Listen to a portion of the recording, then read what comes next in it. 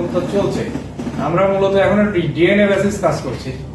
DNA report আসবে, তো আসলে এটা তো এখন সাইন্টিফিক একটা ব্যাপার, একটু সময় লাগছে।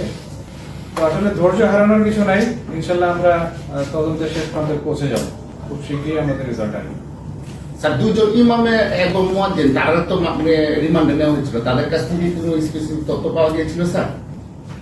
আসলে ইমাম মুয়াজ্জিন বলে বিষয় না, আমরা দুইজনকে আটক করেছিলাম, তাদেরকে আমরা রিমান্ডে এনেছি। তাদের কাছ থেকে যে তথ্য আমরা পেয়েছি সেই তথ্য আমরা মূল্যায়ন পর্যায়ে আছে আর কি, মূল্যায়ন পর্যায়ে আছে। এটা আমাদের আসলে ডিএনএ রিপোর্ট আসা লাগবে সাথে, দুইটা যদি এক করে ম্যাচ করলে তখন আমরা একটা সিদ্ধান্তে আসতে পারবো। স্যার, ডিএনএ কতদিন লেগে স্যার?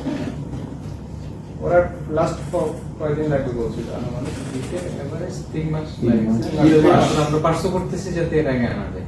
আমরা পার্সু করছি, আমরা প্রতিনিয়ত পার্সু করি। আসলে ওখানে ডিএনএও তো অনেক নমুনা আছে, মনে করেন যে ময়না হত্যা ব্রাহ্মণবাড়িয়ার জন্য গুরুত্বপূর্ণ, কিন্তু সারা দেশে তো আসলে অনেক ফ্যাক্টর আছে, মনে করেন মাইলস্টোনের ঘটনা আছে, এই আছে সেই আছে, তো ওইগুলা বেশি গুরুত্ব পায় অনেক ক্ষেত্রে। আমাদের তো লাইন আপে আছে, নির্ধারিত সময় চলে আসবে।